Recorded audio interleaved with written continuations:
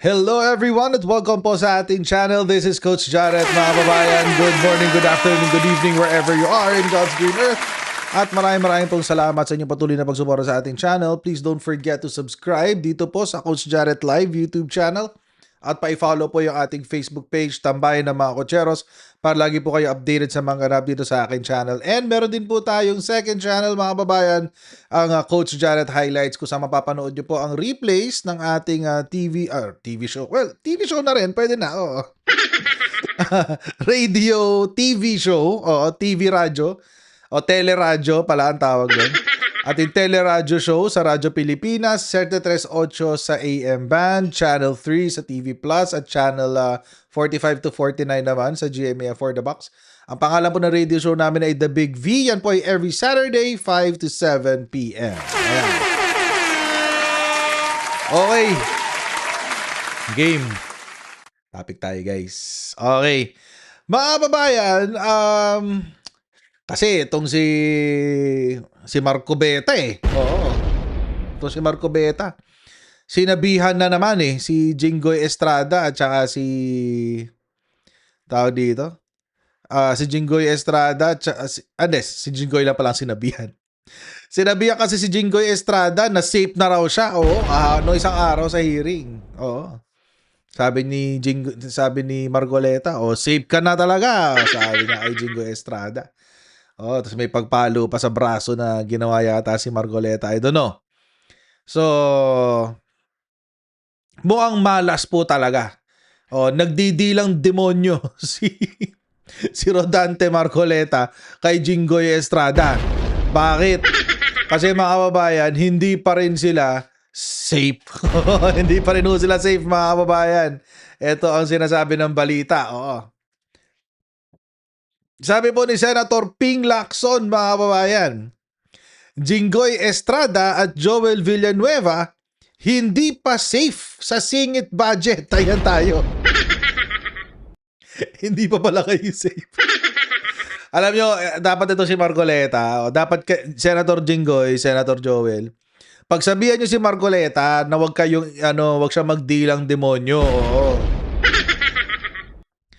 Kasi mga kababayan, lahat ng sabihin ni Margoleta, ang nangyayari yung kabaliktaran. Dilang demonyo. Oo. Sabi ni Senator Ping Lacson.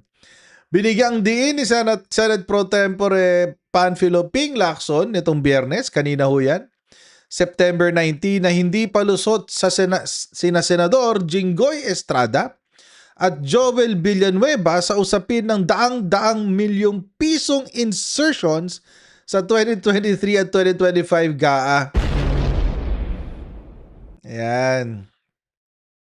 Sabi niya, by any measure, Senators Villanueva and Estrada have not been cleared.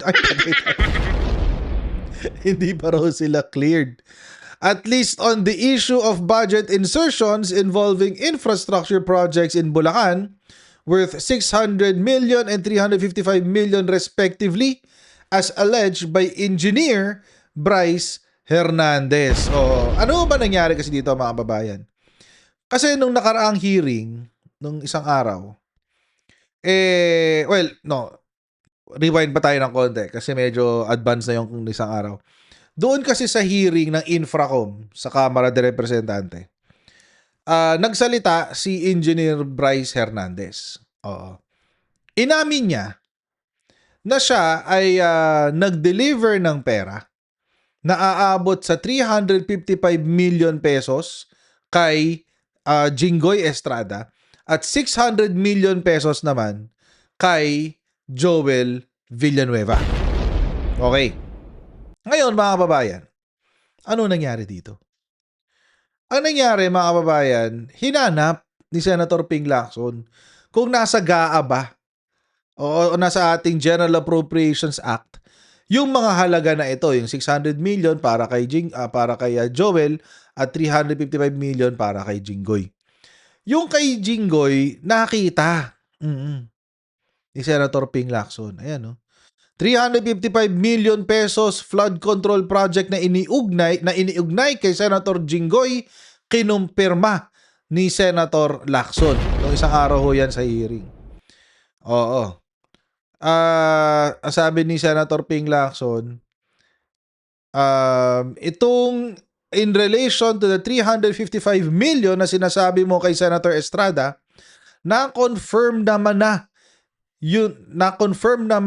yun na talagang as described. Nakita namin sa GAA na eksaktong 355 million sa 7 projects. Ayun.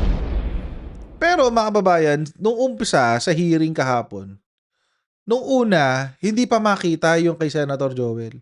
In fact, sinabi pa nga ni Senator Ping, in fairness daw kay Senator Joel Villanueva, yung 600 million, hindi raw nila makita. Nagsalita tong Bryce Hernandez. Ano sabi niya? Sir, wala po sa General Appropriations Act yung 600 million pesos. Nasaan program funds? Ano nangyari? Di kinalkal ngayon yung unprogram funds. Ayun nga, nandoon nga nakita yung 600 million ni Joel Villanueva. Oo, doon nakita sa unprogram funds. Ayan, sinabi mo, nagbaba si Senator Estrada 355 million, Senator Villanueva 600 million. Okay.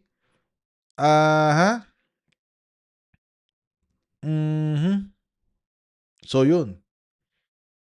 Lacson corroborated Hernandez's statements, saying the committee found 7 to 8 flood control projects in the unprogrammed portion of the 2023 budget. He said these would be tackled in the next hearing. Ayan na. So nakita na. So mukhang nagdilang demonyo nga si si Senator Rodante Marcoleta. Oo. Kaya hindi pa sila safe. Hindi pa sila safe, mga kababayan. Oo, etong si Jinggoy tsaka si Joel. J&J. Jean and Joe. Si Jinggoy tsaka si Joel. Oo. The Insertion Brothers. Actually, meron pang iba. Andyan pa si Bongo, andyan pa si tawag dito, si Cheese Escudero, nandiyan pa si Alan Peter Cayetano. Marami pa sila, oo. Marami sila magkakapatid to Insertion Brothers.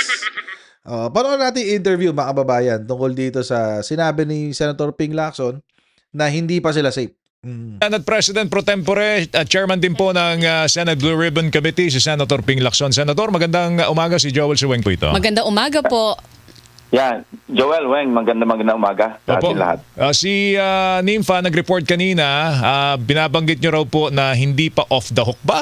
Hindi pa nalilinis ang pangalan ni Senador Villanueva at Senador Estrada. Tama ho ba, Senator Ping? Oo, kasi hindi pa nare-resolve yung sinasabi ni Bryce na nag-insert sila ng, in the case of Senator Jinggoy, yung 355 million sa Bulacan. Mm-hmm. Senator Joel naman 600 million.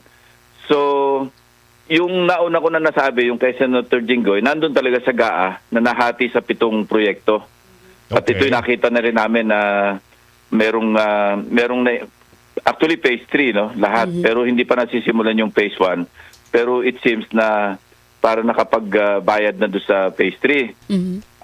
Yun ang issue doon. Yung kay Senator Joel, nung una, hindi ko nabanggit kasi hindi namin makita sa GAA. Mm-hmm. Pero nung nagpresenta during the hearing kahapon si Senator Sherwin Gatchalian na mga unprogrammed fund, nakita ng mga staff ko na nandoon yung as enumerated. Kasi enumerate naman ni Bryce Hernandez lahat yung items, yung mga proyekto. So doon nakita. So sirbihan ko na rin silang dalawa bago sila umalis na hindi pa nare-resolve ito. Mm-hmm. Na dahil, alam mo, Joel Weng, pagka merong testimonya, tapos nasuportahan naman ito ng documentary evidence, medyo dapat may pagpaliwanag na gagawin kung talagang sila yung nag-insert. So yung pong yung pong natuklasan kahapon sa gitna ng hearing.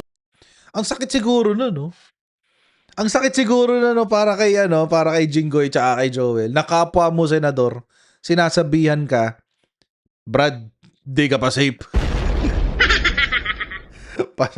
Pasensya na, di ka pa safe. Oh. Pero deserve nyo kasi. Titigas kasi ng mga mukha nyo, Jinggoy tsaka Joel. Ang titigas ng mga mukha nyo. Nakakuha nyo mag-insert ng ganong kalaking halaga tapos ang ending Ghost Project. Again, mga babayan we have to put this in context. wala hong illegal sa pag-i-insert ng budget. Hindi ho illegal yun. As long as nasa GAA, na nami-meet yung requirements tawag dito, ng line item at nandoon ho sa GAA at pinirmahan yung GAA, yan po ay naging batas, hindi ho illegal yan. Hindi ho illegal yung insertion. Ang illegal po, mga kababayan, yung gagawa ka ng insertion, pero ang intention mo ay kupitin yung in-insert mo. Yun ho ang nangyayari ngayon. Etong mga senador na to, etong mga si Saldico, nag-insert ng budget.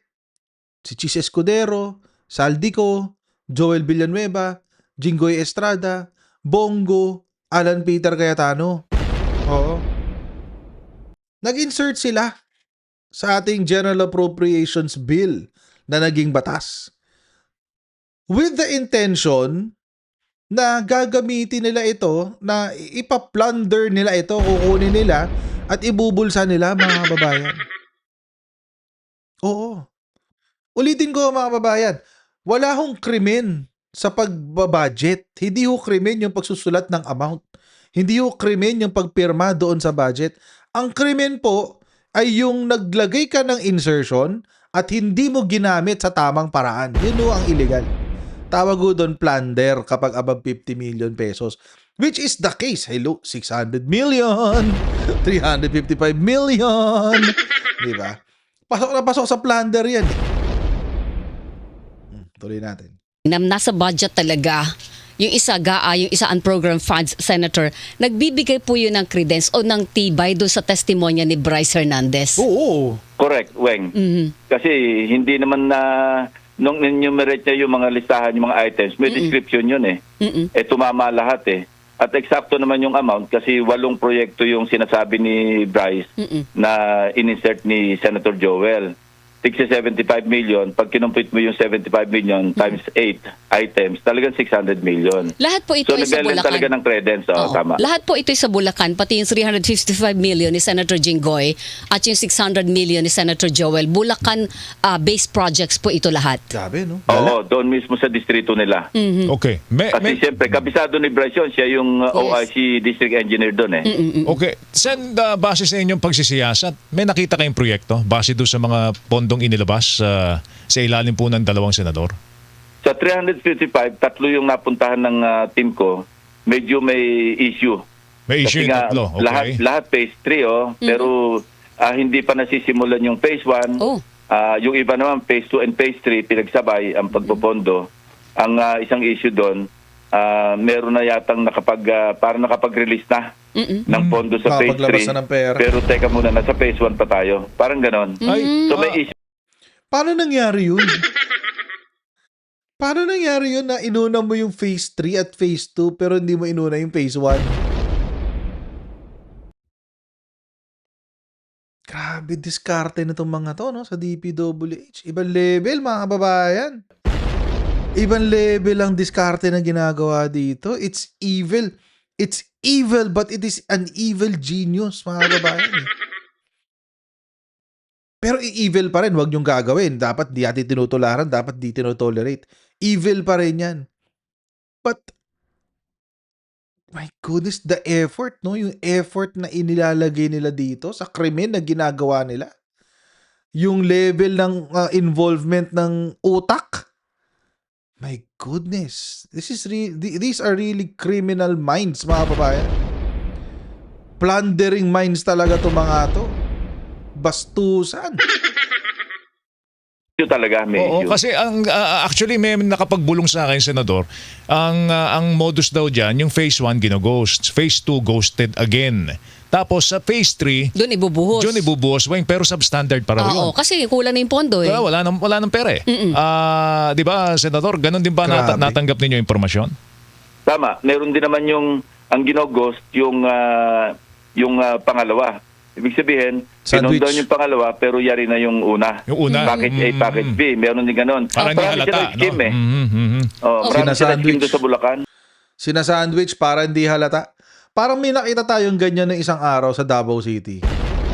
Yung ano, yung revetment niya, yung kalahati, yung kita sa kalsada gawa na.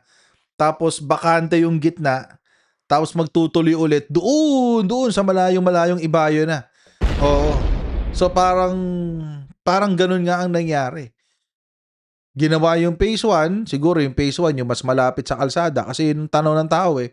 Tapos habang lumalayo, habang pumapasok sa may riverbed, sa ilog, nawawala yung phase 2 tsaka phase 3.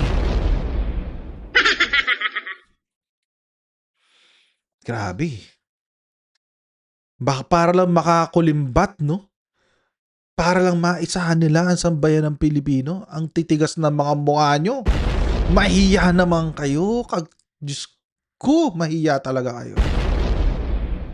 Okay, pero sunod-sunod yung pagka-clarify ni Senator Jingo Estrada at ni Joel Villanueva, Senator Joel Villanueva, doon sa kanilang depensa sa sarili, Senator.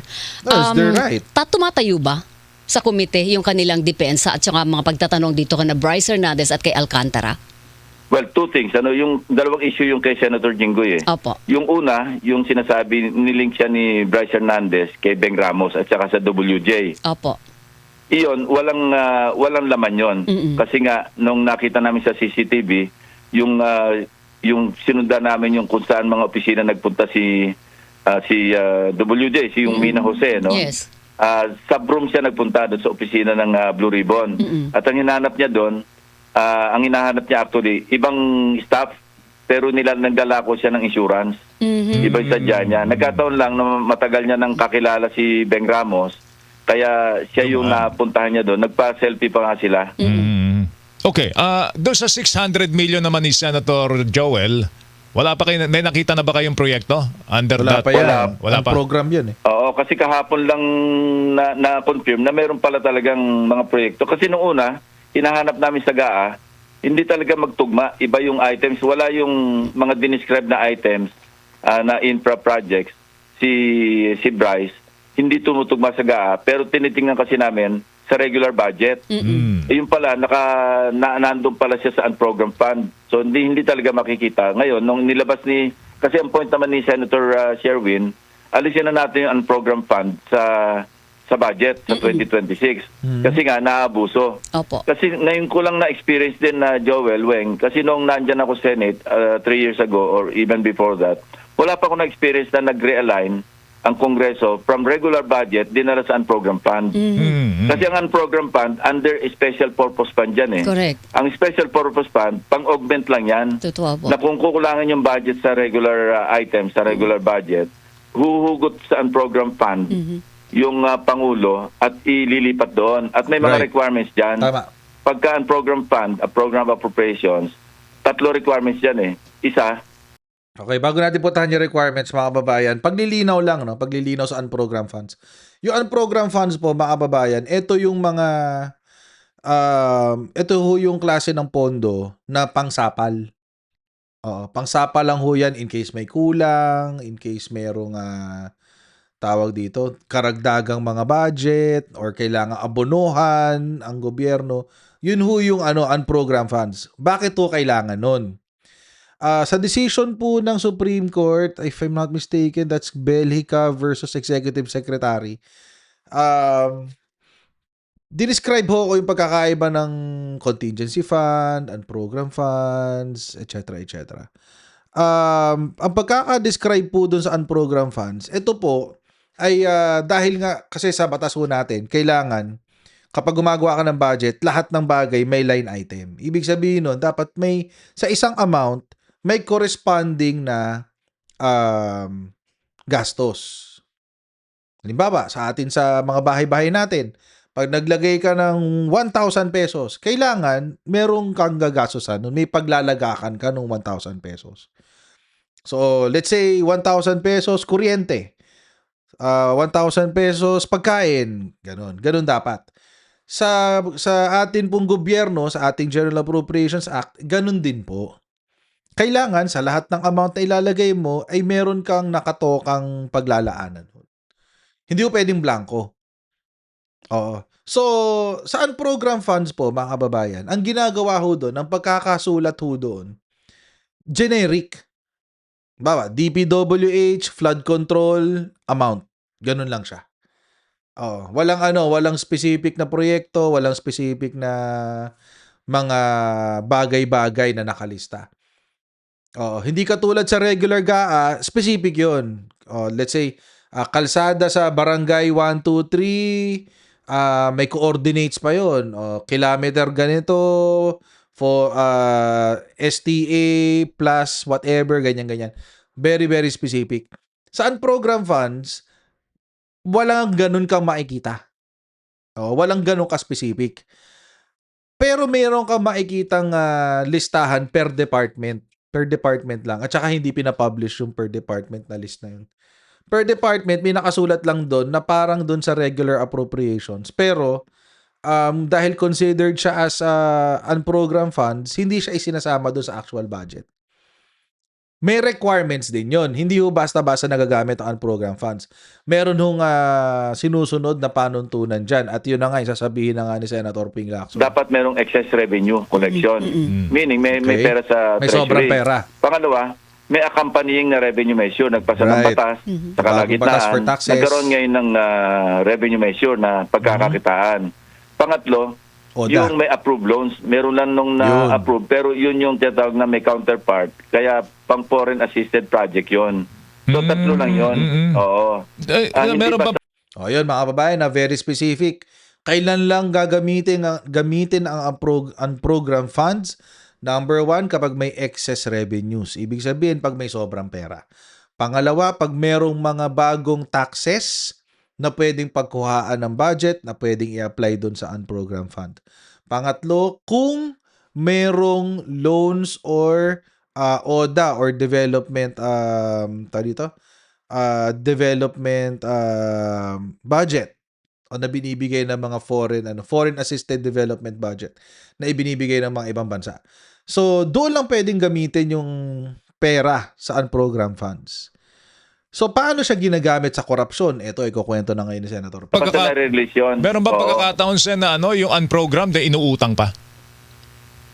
Hindi, yun nga. Pag may approved loan, Yun lang, approved loan. Wala na. Oo. Or merong revenue measure. Isa sa mga requirements, tama. oo. Kasi ang masama nyo. Kaya nga nagkaroon ng issue doon sa, di ba, yung PhilHealth. Yes. Apo. Kasi nangyari sa 2024, nagdagdag ng 2 special provision under the unprogrammed fund.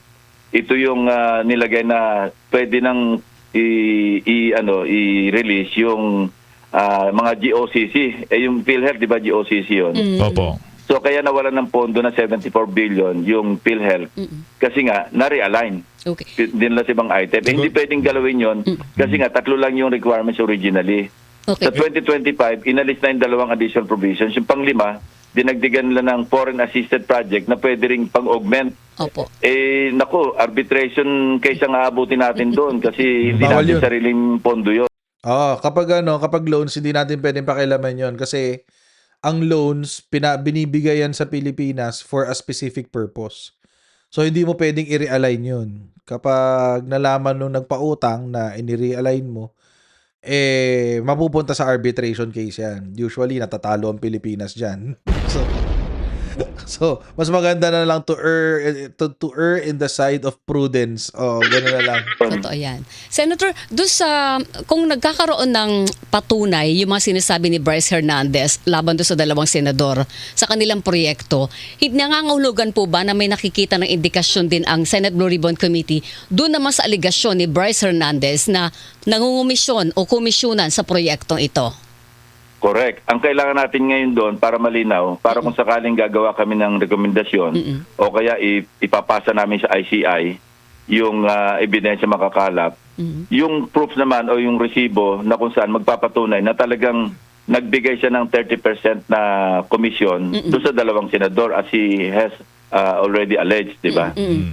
Ibang usapan naman yon. Meron may credibility na yung sinasabi niya, ito in-insert nila, binabasa aming District Engineering Office at sila yung sila yung mag-implement. Opo. Yun, resolved na yon. Ibig sabihin, totoo nga na mayroong 355 million pesos worth of projects kasi nahati na nga sa 7 projects yun eh. Opo. Yung kay Senator Joel, totoo yung nahati sa 8 proyekto at nakapagtaka rin doon, lahat uniform 75 million bawat isang proyekto na 8. okay na yon.